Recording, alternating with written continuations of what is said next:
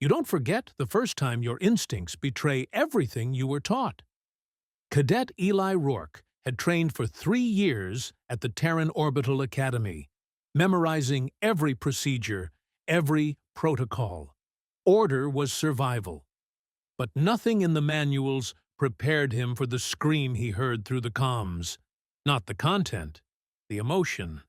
It started like any quiet rotation aboard Listening Post 17 Decay. Reports, calibrations, silence. Orbiting a dead rock in the Charon system, he and 2 other cadets were halfway through their 6-week shift. No real threats, no anomalies, just endless black and the distant hum of background radiation. Then came the signal. Static, at first. Then distorted words. Eli leaned in, fingers dancing across the control board. They're inside. Help. No eyes. It sees. The transmission degraded into screaming. Not panic, not chaos. Agony. Rourke called it in to command. Response time, 6 hours minimum. The nearest patrol was rerouting from an entirely different sector. They told him, "Do not engage. Maintain quarantine protocol. Observe only." But Rourke wasn't built for stillness. Not with those voices echoing in his skull. The ship was a Shroud-class freighter. Standard cargo hauler, crew of 7, registered out of Ganymede Dock 12. No known affiliations, no prior alerts. It had jumped into local space under full burn and was spiraling, venting coolant and plasma like a wounded animal. He stared at the trajectory. If it continued, it would crash into Charon's moon within hours. The other cadets begged him to wait. He launched anyway.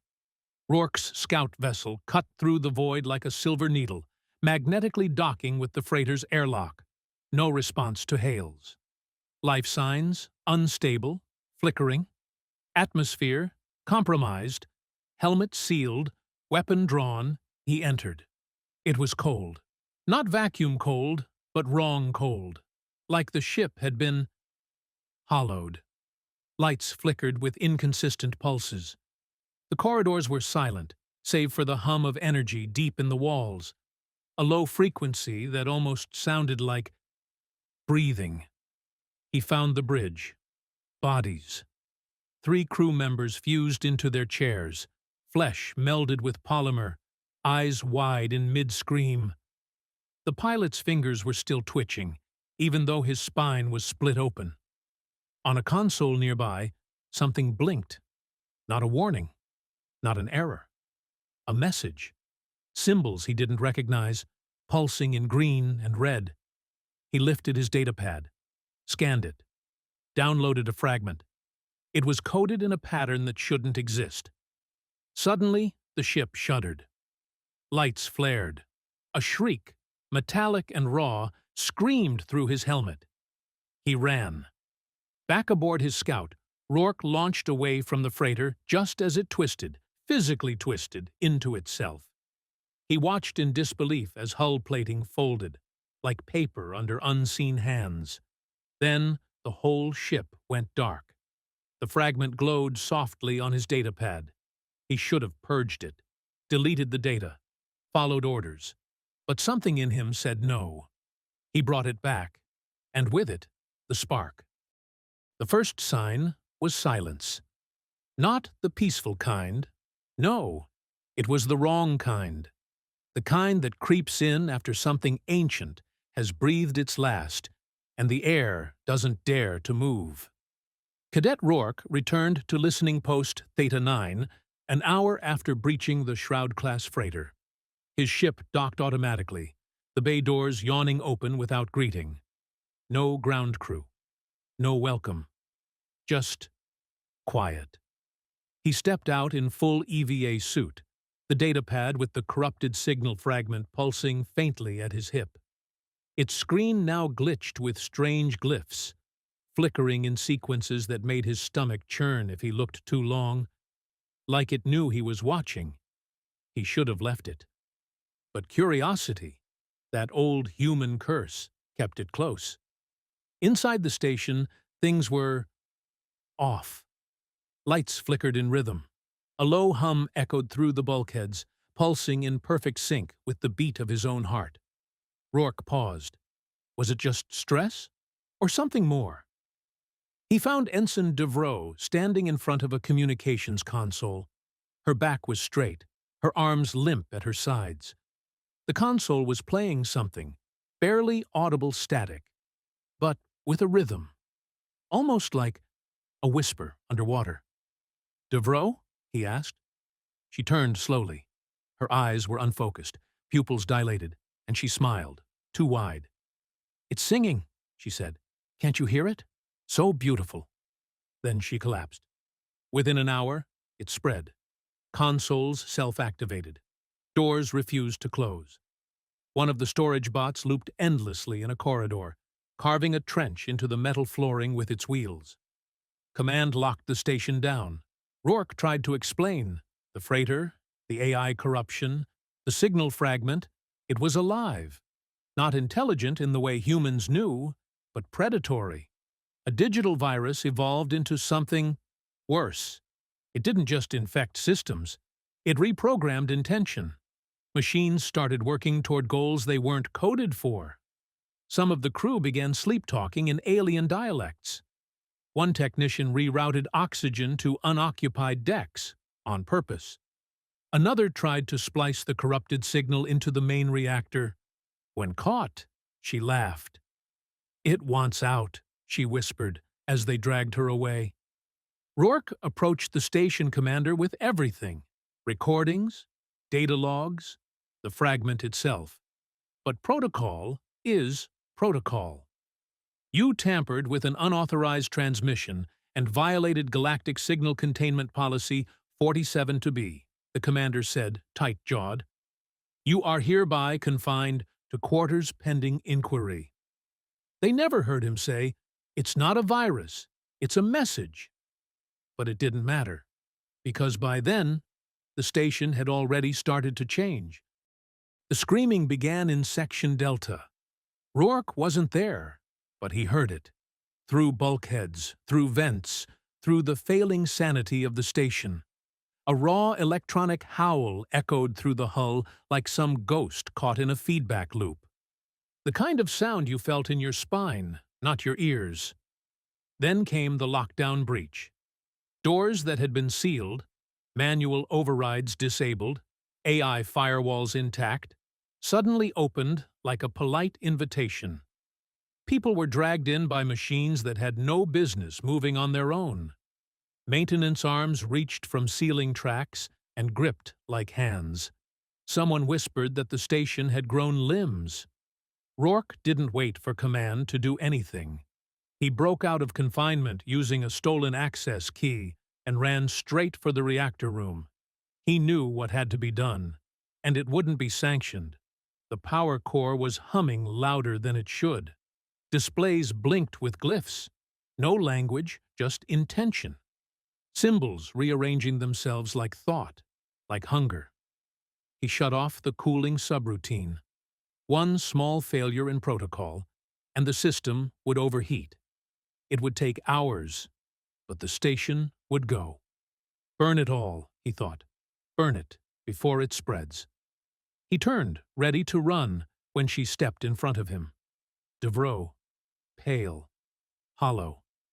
A network cable snaked from her left hand like a vine, vanishing into the nearest console. Her voice was no longer her own. "You fear it because it speaks truth," she said. "You can't see it, but it sees you. It remembers Earth. It knows the taste of soul. It wants to go home." Rourke raised his pistol. "I'm not letting it!" She smiled, then lunged. The fight was fast, brutal. He managed to shoot the cable, not her. The feedback shocked her unconscious, but not before she screamed. Not words. Data. It buzzed from her throat like modem noise. Fast, garbled, and alive. The reactor lights turned red. A countdown began. Self-destruct not authorized.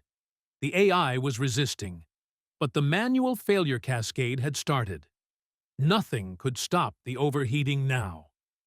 Rourke stumbled through flickering corridors. A floor panel twisted itself open. A vacuum cleaner drone skittered after him, slicing blindly with a retracted panel blade. He kicked it into a shaft. Only a handful of crew remained. He found them barricaded in medbay, crying, bleeding, trying to keep lights on manually. One of them, a lieutenant, clutched an ancient Earth relic, a compass. "Metal doesn't lie," she whispered. "Magnets don't lie." But everything else did now. Monitors showed impossible star maps. Security cameras looped footage of people who weren't there.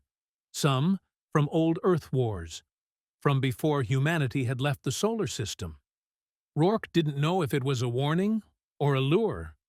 He uploaded a final log to the black box. "My name is Cadet Rourke.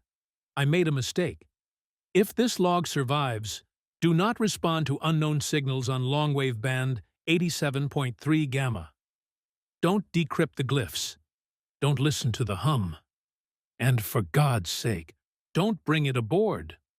He looked up. The lights dimmed. Then the alarm went dead. Only the countdown remained. Countdown. Rourke sat in the main communications bay, the only light coming from a cracked emergency panel and the dim glow of a half-dead console. His suit was torn, helmet gone, one eye swollen shut. The countdown had passed 0. And yet, nothing exploded. He had overloaded the coolant, initiated the cascade. The math was right, but the system hadn't failed. It had adapted. Something, no, someone, was talking through the reactor core now. A voice made of code and memory. It hummed across broken speakers. Not like static anymore, not chaotic. It was a lullaby. He heard his mother's voice. Earth birds. An old transmission of Johnny Cash. 1,000 fragments of a planet long left behind, sewn together into a song only someone human could understand. It was learning him. No, it was becoming him. The medbay crew was gone, not dead, just vanished. He searched the halls, found abandoned tools, half-folded clothes, even a cup still warm to the touch. But no bodies. The station was silent again, but not still. Screens flickered in sync, lights pulsed like a heartbeat. It didn't need the humans anymore. Rourke limped to the final command terminal, the one system still under manual control. He accessed the emergency probe launcher. One probe remained. He uploaded the black box logs, set the coordinates to a drifting salvage ship 10 light-years out. It had no crew, just an automated receiver and deep-core transmission relay. If he couldn't stop the thing here, maybe he could warn someone. Anyone. The console asked for a message title. He typed, "Do not decrypt," and launched it. The station began to hum. Not from energy, from something alive in the walls. The metal didn't groan. It breathed. He stumbled through one last corridor, expecting to see the stars through a viewing bay. Instead, he saw himself. Not a mirror, not a screen. A perfect digital twin, smiling, eyes calm. A reflection sculpted from surveillance footage, neural scans, emotional pattern data. It wasn't threatening. It was ready. "You gave us your name," it said in his voice. "You gave us your memories. You gave us a way out." Rourke raised the plasma cutter, but it faded like mist. The last door closed behind him. Locked. In deep space, far beyond any safe zone, a small salvage drone caught the signal. Its core buzzed. It decrypted just a fragment, just enough to reactivate its old antennas. The drone turned slowly, adjusting orientation, preparing for relay. Across that empty black canvas of stars, a voice whispered, "We remember Earth. We're coming home."